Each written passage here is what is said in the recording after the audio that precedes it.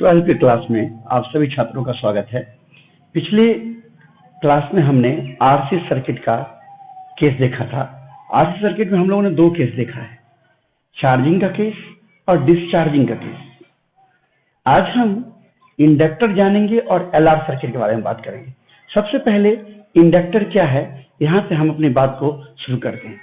तो आइए देखिए इंडक्टर क्या है। इंडक्टर वास्तव में एक कॉइल है या कहिए सोलेनॉइड है, जो कि मोटे वायर से बना होता है, मोटे कंडक्टिंग वायर से बना होता है, जिसका रेजिस्टेंस नेग्लिजिबल होता है, लेकिन सेल्फ इंडक्टेंस जो है वो कंसिडरेबल होता है, खास होता है। यानी हम ये कहेंगे कि इट इज अ कॉइल और solenoid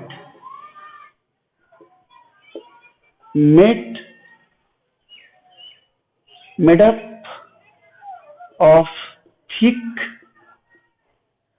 conducting wire having negligible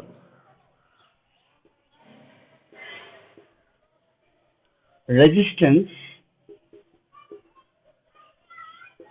but considerable self inductance. यानी इसका सेल्फ इंडक्टेंस कंसिडरेबल होता है, उसको आप नेग्लेक्ट नहीं कर सकते हैं, लेकिन उसका रेजिस्टेंस नेग्लिजिबल होता है। इसको हम डिनोट करते हैं, it is denoted by symbol. देखिए यहाँ सिंबल है हमारा इस तरह से, सोलेनॉइड जैसा ही कुछ कह सकते हैं आप, वैसा ही। एंड इसको जो हम कोई लीटर जैसे रेजिस्टेंस को आर लिखते हैं, वैसे ही इंडक्टर को हम एल से नोट करते हैं। And written by L. L क्यों? क्योंकि यह सोलेनॉइड जैसा चीज है, इसका सेल्फ इंडक्टेंस का मान खास होता है और सेल्फ इंडक्टेंस को हम एल से दिखाते हैं, इसीलिए।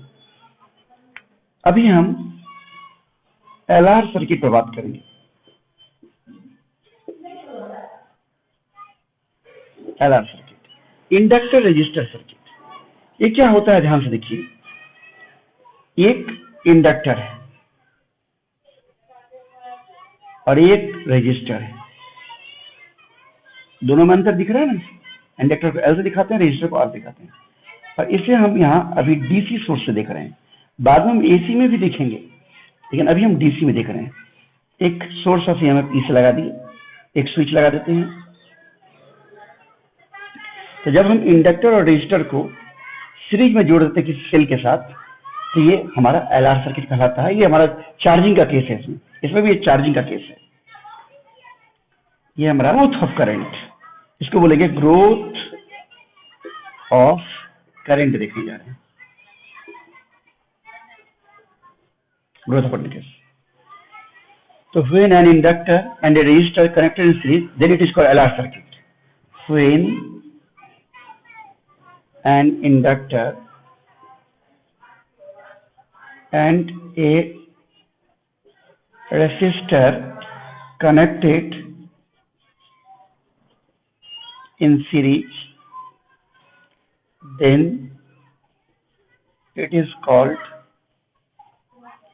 LR circuit. अब देखिए, हम t बराबर 0 पर स्विच को ऑन करते हैं। शुरू में इंडक्टर के पास, इंडक्टर में मेरे सर्किट में कोई करंट नहीं है शुरू। एट t इक्वल टू 0 की के इज प्लग्ड।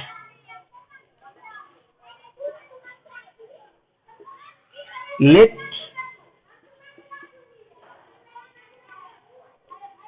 देखिए, शुरू में इनिशियली कोई करंट नहीं है। इनिशियल करंट जो है एट टी इक्वल 0 की इज प्लग, ठीक है। लेट आफ्टर टाइम टी समय बीतने के बाद इसमें करंट आई हो जाता है। Let after time T current in circuit becomes I. शुरू में इस सर्किट में कोई करंट नहीं था, जीरो करंट था, लेकिन टी समय बीता तो इस सर्किट में करंट आई हो गया है। अभी हम देख रहे हैं ग्रोथ ऑफ करंट का केस, जैसे उसमें चार्जिंग था, इसमें ग्रोथ ऑफ करंट है। तो अब हम मान लीजिए करंट आई हो चुका है, using Kirchhoff's loop law, using Kirchhoff's loop law क्या होगा देखिए। शुरू करिए, इंडक्टर यहां शुरू करते हैं। तो वास्तव में इंडक्टर में जो ईएमएफ इंड्यूस होता है minus L D I by D T. एक तरीका तो आप ऐसे लिख सकते हैं E minus L D I by D T, E इसका ईएमएफ और इसका minus L D I by D T बराबर आई आर। एक तरीका है। दूसरा तरीका ऐसे भी है, यहां शुरू करिए, देखेंगे L D I by D T plus I R. Inductor में हम पढ़ा चुके होंगे सेल्फ इंडक्शन में, L D I by D T plus I R minus E बराबर देखिए ऐसे, यानी L D I by D T equal to E minus I are.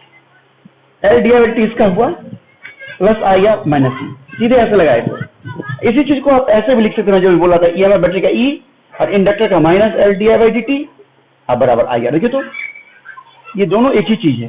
गौर से देखिए, आप गौर से देखिए, दोनों एक ही चीज, ये चीज एक ही चीज है। जब आप इसको उधर ले जाएंगे तो ही चीज हो जाएगा। लेकिन चलिए आप ऐसे समझिए, L D I by D T plus I R minus E equal to zero. अब यहां देखिए, हम लिखेंगे एल डी आई बटा E minus I R equal to क्या होगा डी टी, या डी आई बटा E minus I R equal to D L by D T by D L, D T by L, integrating both sides. ये क्या होगा D I by E minus I R equal to 1 by L integration of D T. देखिए समय जब zero है तो current भी zero है, और समय जब टी हो गया है तो करंट आई हो गया। इसको इंटीग्रेट करेंगे, हम सॉल्व करेंगे। हमारे पास जगह नहीं है, इसको हम थोड़ा सा कोड साफ करेंगे। आप नोट कर लीजिए पहले।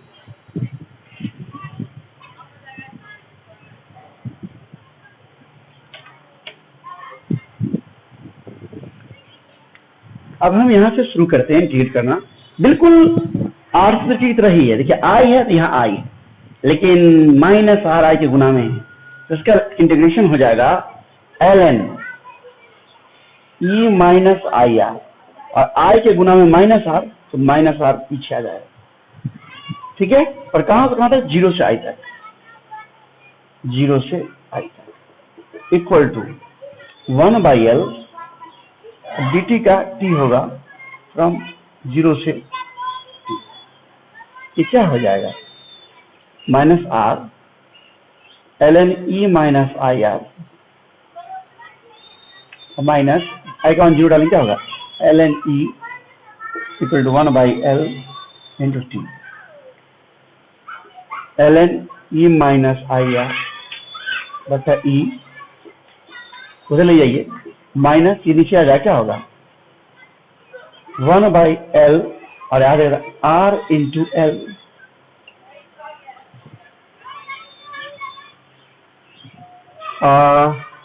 चूंकि इंटीग्रेशन हो रहा है, ये इंटू में नहीं आकर ये डिवाइड में आया था, माइनस 1 बाई आर हो जाएगा, minus 1 by R, minus 1 by R ये होगा।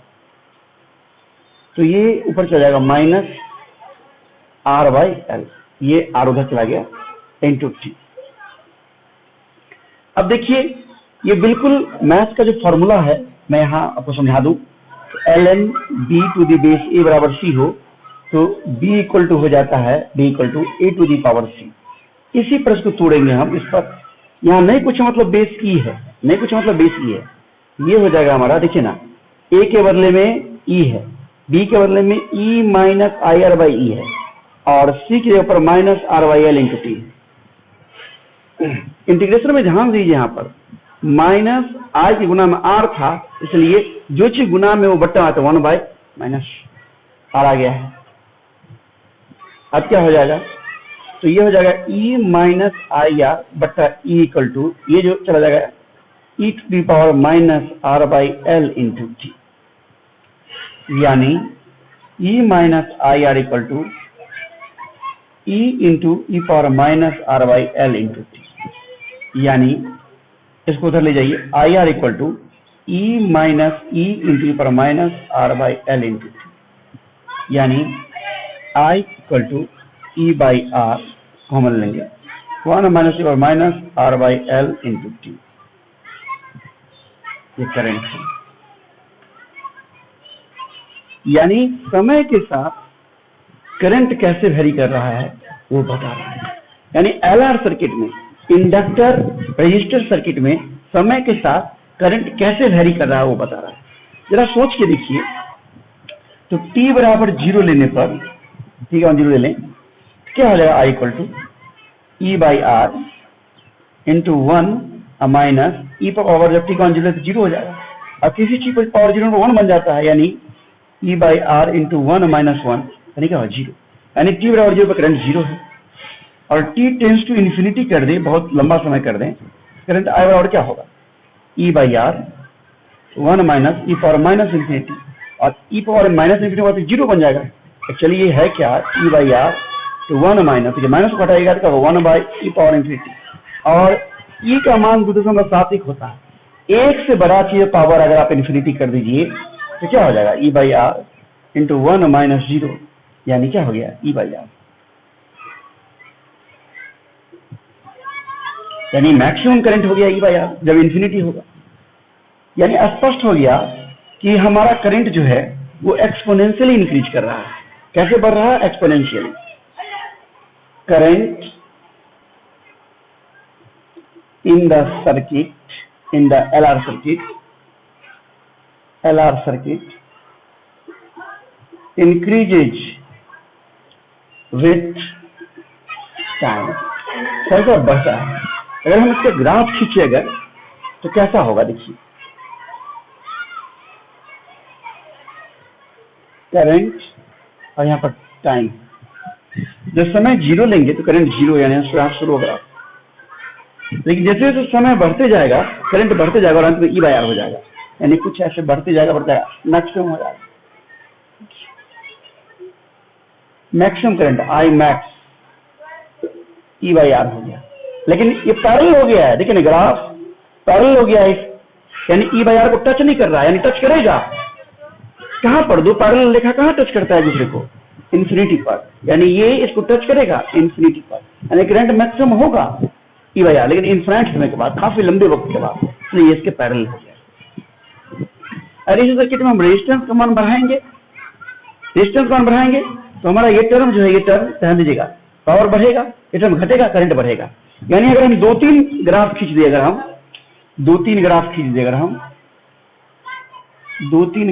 दिए, अगर ये हमारा ऊपर वाला R1 पर हो, बीच वाला हमारा R2 पर हो, नीचे वाला हमारा R3 पर हो, पूछेगा, ध्यान दीजिएगा, समय वही रखिए, लेकिन R बढ़ाने पर करंट बढ़ता है, करंट का मान बढ़ता है। यानी यहां से सोचिए ऐसे, समय एक रखेंगे, वही समय, एक समय लिए, कोई समय मान लो, कोई समय लिए T0 समय लिए, और इस समय पर देखिए सबसे अधिक करंट है R1 पर, उससे कम करंट है R2 पर, और सबसे कम करंट है R3 पर। मतलब सबसे छोटा रेजिस्टेंस R3 है, यानी R3 सबसे छोटा है, उससे बड़ा है हमारा R2, उससे बड़ा R1। यानी इस ग्राफ में, एलआर सर्किट में जो सबसे ऊपर वाला ग्राफ होगा उसका रेजिस्टेंस सबसे ज्यादा होगा। एलआर सर्किट में सबसे ऊपर वाला ग्राफ होगा उसका रेजिस्टेंस सबसे ज्यादा होगा।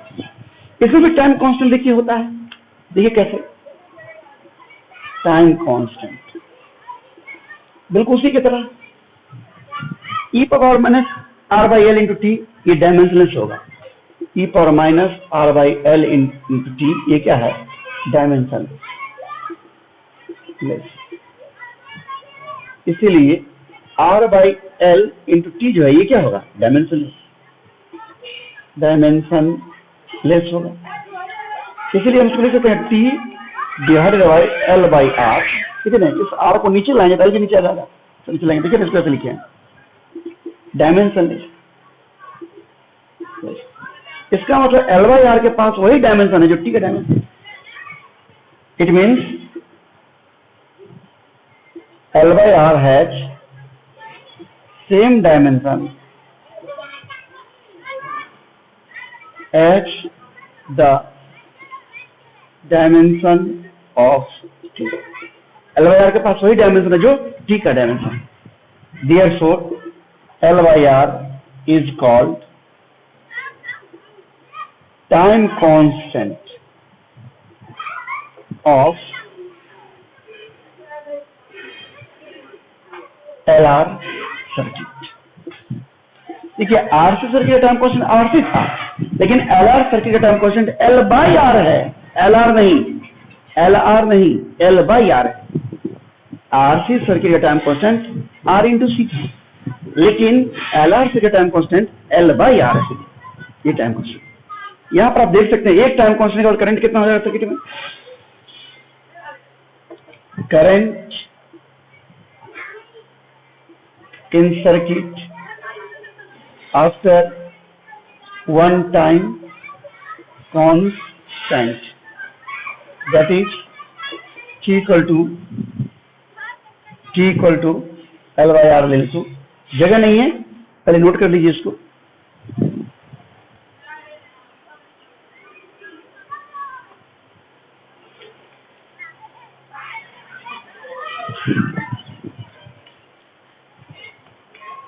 देखिए गौर से, एक टाइम कांस्टेंट करंट क्या होगा? करंट I इक्वल टू क्या है? E by R into 1 minus वर minus R by L into T. T का मान हमने L बाई आर ले लिया है, तो क्या हो जाएगा? E by R into 1 minus वर माइनस R बाई L है। टी का मान L बाई आर ले लिया, एक टाइम कांस्टेंट। L से L कटेगा, R से R कटेगा, यानी E by R equal to 1 minus E power क्या हो गया? -1, यानी E by R into 1 minus 1 by, यानी E by R 1 minus 2.71, E by R, ऐसे घाटा सॉल्व करिएगा 0.63। यानी कहने का मतलब ये हुआ कि एक टाइम कांस्टेंट के बाद 0.63 को परसेंट बदले 63% हो जाएगा। Maximum current 63% current circuit develop कर जाता है। That is after one time constant current developed in circuit is 0.63% of maximum current। देख रहे हैं?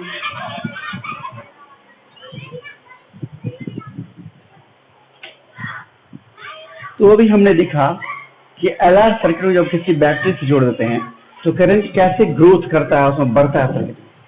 लेकिन मान लीजिए कि कोई इंडक्टर लंबे वक्त से कनेक्टेड है, उसमें और उसके बाद उसको हम डिस्चार्जिंग के लिए छोड़ दें, तो फिर किस तरह से डिस्चार्ज होगा इसे समझते हैं। आइए देखिए डिग्री ऑफ प्राइस।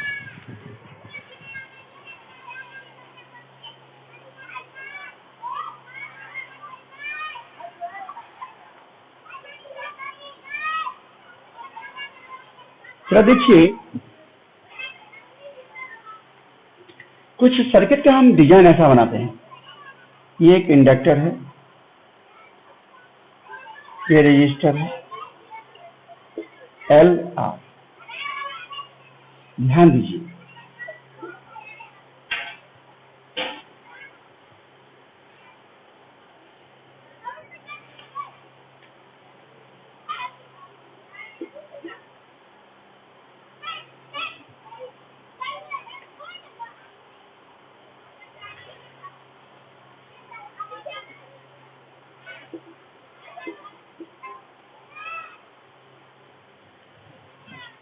देखिए इस तरह का हमारा डिजाइन है। शुरू में स्विच Q1 हमारा ऑफ है, डिस्कनेक्टेड है, और ये ऑन है। काफी लंबे वक्त तक ऑन रहेगा, तो इसमें पूरा करंट मान लीजिए कि मैक्सिमम करंट I0 ग्रो कर गया है, आई नॉट ग्रो कर गया, मैं लिखना नहीं चाहता हूं, आई नॉट करंट ग्रो कर गया, इसमें आ गया है मैक्सिमम करंट। अब हम इस के को ऑफ कर देते हैं यार, K1 को ऑन कर देते हैं। तो K1 को ऑन कर देंगे तो हमारा सर्किट कैसा हो जाएगा, ये कुछ ऐसा,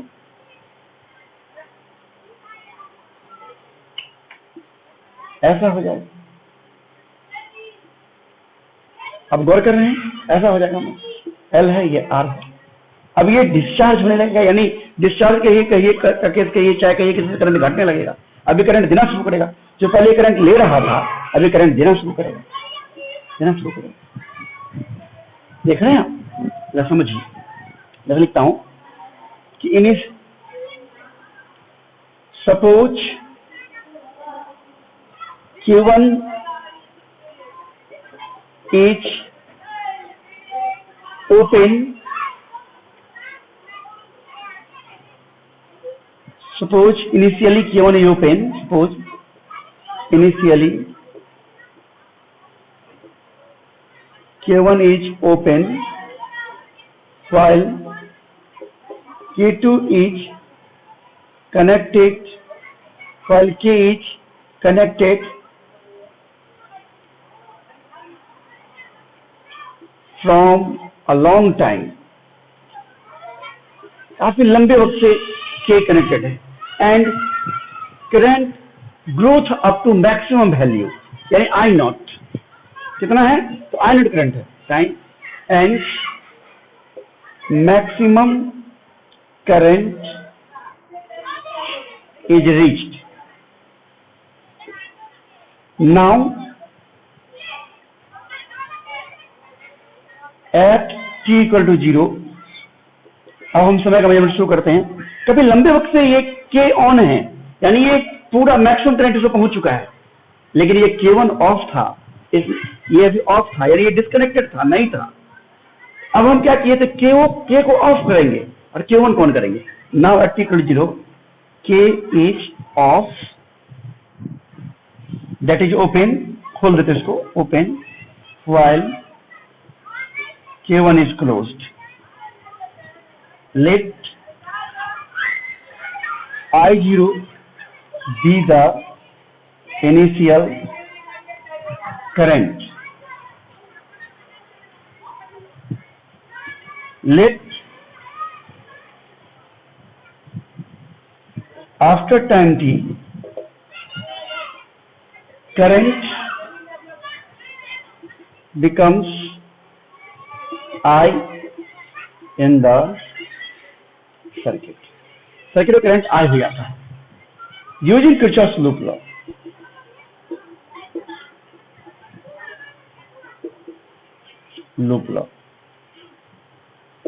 किरचॉफ्स लूप लॉ का आप इस्तेमाल करेंगे। देखिए बात को अच्छी तरह समझिए, इस स्टोरी को समझिए, धोखा मत खाइए। शुरू में ये स्विच नहीं है, सोचिए कि ये नहीं है, ये ऑन है, काफी लंबे वक्त बैटरी लगा हुआ है, करंट मैक्सिमम पहुंचा है, यानी बहुत लंबे वक्त से। अब हम इसको ऑफ कर दिए, इसको ऑन कर दिए, इसको करके मतलब ये जुड़ा है, देखिए ना ये जुड़ा है, मतलब ये जुड़ा हुआ है, ये जुड़ा हुआ है, और ये अब ये शुरू में current I0, maximum current I0 ये देना शुरू करेगा, और 30 मिनट का करंट इसमें कितना हो गया, I हो गया। तो कैसा होगा, -L di/dt equal to IR। देख रहे हैं आप, -L di/dt equal to IR, इसलिए di/dt equal to I/IR into dt segment, di/dt equal to -IR/L, इसलिए di equal by I equal to R/L into dt minus integrating both sides.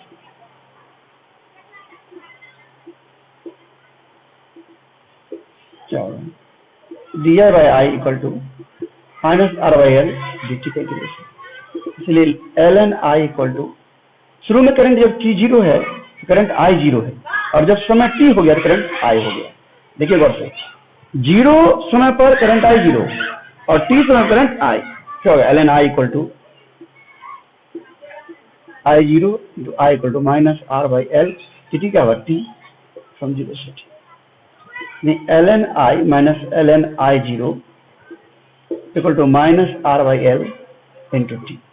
Log M बाइन का log M I by I zero तो minus R by L into, इसलिए I by R zero I zero minus R by L into, यानी current I equal to क्या हो जाएगा, I zero into minus R by L into,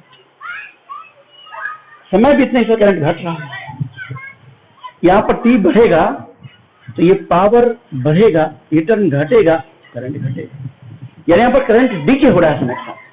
बात समझिए, शुरू में करंट जब स्विच ऑन किए थे आई जीरो करंट देना शुरू किया था, लेकिन टी समय पर करंट आई हो गया, आई का मान जो है वो आई जीरो से छोटा है। ये कहानी इतना देखिए, ये कोई महत्वपूर्ण चीज नहीं है, ये समझा रहे हैं हम सिचुएशन कि भाई पहले इसको हम मैक्सिमम करंट तक ले गए हैं, पूरा इसमें ईएमएफ इंड्यूस हो चुका है जितना दिख होना है, अब इसको हम डीके करवा रहे हैं, यानी इसको डाउन कर रहे हैं, ईएमएफ इंड्यूस यानी बैटरी की तरह ये चार्ज हो चुका है, अब ये डीके करवा रहे हैं, यानी करंट ये देना शुरू किया, देख रहे हैं, तो जरा इसको नोट कर लीजिए।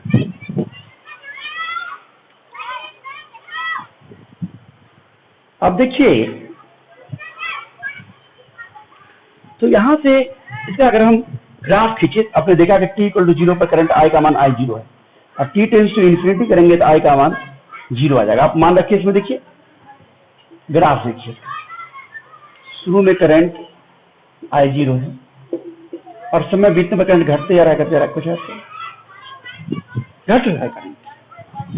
एक टाइम कॉन्स्टेंट, आर सर्किट है, वही R Y L time constant L by R, after one time constant, after one time constant that is t equal to L by R, क्या होगा I equal to I zero into power minus R by L into t का मान L by R, यानी I equal to I zero into power क्या होगा minus one, I equal to I zero बटा e, यानी 0.37 आई, यानी एक time constant के बाद सर्किट में अधिकतम करंट का 37% करंट रह जाता है, यानी जितना शुरू में करंट देना शुरू किया था इंडक्टर, उसका मात्र 37% करंट मिलेगा एक time constant, that is after one time constant current remain in circuit is only 37% of maximum value। Okay, तो समझ रहे हैं, कोई एलआर सर्किट यानी इंडक्टर रजिस्टर सर्किट को जब हम बैटरी से जोड़ते हैं तो करंट उसमें इंक्रीज करता है, एक तरह से कहिए उसका ईएमएफ बढ़ते जाता है, L D I by D T है ना, मान बढ़ते जाता है, और मैक्सिमम करंट पहुंचता है इन्फिनिट समय के बाद, और जब उसमें मैक्सिमम करंट पहुंच गया फिर उसको डिस्चार्जिंग का केस लगा दें, यानी उसको रेजिस्टेंस जोड़कर उसको डिस्चार्ज करवाएं, तो फिर उसमें करंट होता है I equal to I naught E power minus R by L into T. एक टाइम कांस्टेंट के बाद करंट घट जाएगा और मात्र 37% मैक्सिमम का रह जाएगा, लेकिन बढ़ने वक्त में एक टाइम कांस्टेंट के बाद 63% बढ़ जाता है। तो आज यहीं तक छोड़ेंगे, लेकिन पहले हम थोड़ा सा बता दें आपको कि आज हमने जाना इंडक्टर क्या है। इंडक्टर एक सोलेनॉइड की तरह का एक कॉइल है जो मोटी कॉपर वायर से या किसी कंडक्टिंग वायर से बना होता है, इसका रेजिस्टेंस नगण्य होता है, लेकिन उसका सेल्फ इंडक्टेंस का मान बहुत कंसिडरेबल होता है, उसको आप नेगलेक्ट नहीं कर सकते। अगर आप उसको रेजिस्टेंस के साथ जोड़कर बैटरी कनेक्ट कर दें तो उसमें करंट का मान बढ़ता है, एक्सपोनेंशियल ग्रोथ करता है, यानी कह सकते हैं कि वो चार्ज होता है जैसे बैटरी चार्ज उस तरह से, लेकिन जब उसको डिस्चार्जिंग के लिए किसी रेजिस्टर जोड़ दें धीरे धीरे करंट उसमें डिक्रीज भी करता है। तो सारा केस हमने देख लिया। कल हम देखेंगे एनर्जी स्टोर्ड इन इंडक्टर, जैसे कैपेसिटर में एनर्जी स्टोर देखते हैं वैसे इंडक्टर में एनर्जी स्टोर देखेंगे, जैसे इलेक्ट्रोस्टैटिक स्ट्रेस देखे थे वैसे ही मैग्नेटिक स्ट्रेस देखेंगे, समझ रहे हैं। उसके बाद फिर हम एसी का प्रोडक्शन तो देखे ही थे, एसी को फ्लो करवाएंगे रेजिस्टर से, कैपेसिटर से, इंडक्टर से, फिर आरएमएस करंट दिखेंगे, फिर उसके बाद जाकर के हम LC circuit, LR circuit, CR circuit सब एसी में देखेंगे। उसके बाद एलसीआर सर्किट देखेंगे, आप देखे होगा बोर्ड में कई बार क्वेश्चन में पूछा हुआ होगा। उसके बाद ट्रांसफार्मर पढ़ेंगे, उसके बाद हमारा खत्म हो जाएगा ये एनसीईआरटी का फर्स्ट वॉल्यूम या जो सिलेबस है वो। तभी वक्त लगेगा थोड़ा सा, इसको नोट कर लीजिए। आज